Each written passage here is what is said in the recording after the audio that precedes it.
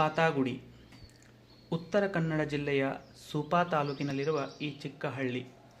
ನಾಲ್ಕು ಬದಿಯಲ್ಲಿ ಹಚ್ಚು ಹಸಿರಾದ ಗುಡ್ಡಗಳು, ನಿಸರ್ಗದ ಮಡಿಲಲ್ಲಿ ಸುಂದರವಾದ ಚಿಕ್ಕ ಹಳ್ಳಿ.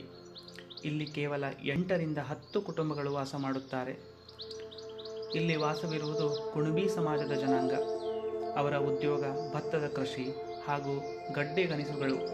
ಇದೇ ಅವರ ಉಪಜೀವನದ ಸಾಧನ ಕೂಡ. ಗುಡ್ಡಗಳಿಂದ ಇಳಿದು ಬರುವ ನೈಸರ್ಗಿಕವಾದ ಶುದ್ಧ ನೀರು. ಇಲ್ಲಿ ನಿಮಗೆ ಒಂದು ಕಾಟ ಮಾತ್ರ ಇಲ್ಲ. ಅದು ಯಾವುದು ಅಂದರೆ ಜಂಗಮವಾಣಿ, mobile phone.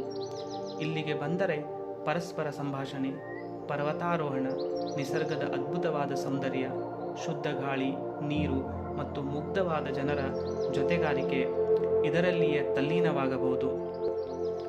Doctor Puneeth Rajkumar ಅವರು ಸಹ ಇಲ್ಲಿಗೆ ಭೇಟಿ ನೀಡಿ ಕೆಲಕಾಲ ಇಲ್ಲಿಯೇ ತಂಗಿದ್ದರು. ನಿಜವಾಗಿಯೂ ಈ ವಿದ್ಯುತ್ ಜನಿತ ಮತ್ತು ಅಂತರ್ಜಾಲದ ಯುಗದಲ್ಲಿ ಈ ಹಳ್ಳಿ ಮತ್ತು ಹಳ್ಳಿಯ ಜನರು ನಮಗೆ ಸ್ಫೂರ್ತಿ ಹಾಗೂ ಅದ್ಭುತ. ಈಗಿನ ಪರಿಸ್ಥಿತಿಯಲ್ಲಿ ನೀವು ಈ ವಿದ್ಯುತ್ ಜನಿತ ಮತ್ತು ಅಂತರ್ಜಾಲವನ್ನು ಬಿಟ್ಟು ಬದುಕು ನೋಡೋಕ್ಕೆ ಸಾಧ್ಯವಿಲ್ಲ.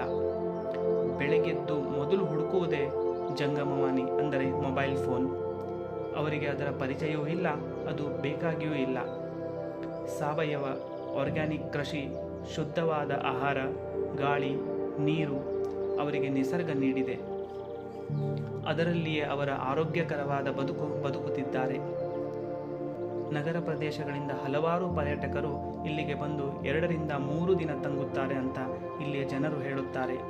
ನಿಜವಾಗಿಯೂ ನಗರದಲ್ಲಿ ದಿನರಾತ್ರಿ ಕೆಲಸ, ಅಶುದ್ಧವಾದ ಗಾಳಿ, ಪ್ರದೂಷಣ ತುಂಬಿದ ನಗರವನ್ನು ಬಿಟ್ಟು ಇಲ್ಲಿ ಬಂದರೆ ಅದೇ ಸ್ವರ್ಗ. ಇಲ್ಲಿಯ ಗುಡ್ಡಗಳ ಮೇಲೆ ಹೋದರೆ ಇಲ್ಲಿಂದ ಗೋವಾ ರಾಜ್ಯದ ಕೆಲ ಭಾಗವನ್ನು ಸಂಜೆ ಸಮಯದಲ್ಲಿ ಕಾಣಬಹುದು. ನಿಜವಾಗಿಯೂ ಇದು ನಿಸರ್ಗದ ಮಡಿಲು. ಸಮಯ ಸಿಕ್ಕರೆ ಒಮ್ಮೆ ಈ ನಿಸರ್ಗದ ಮಡಿಲಿಗೆ ಭೇಟಿ ನೀಡಿ. ಇಲ್ಲಿಯ ಅದ್ಭುತವಾದ ನಿಸರ್ಗವನ್ನು ನೀವು ನಿಮ್ಮ ಕಣ್ಣಿನಿಂದ ತುಂಬಿಕೊಳ್ಳಿ.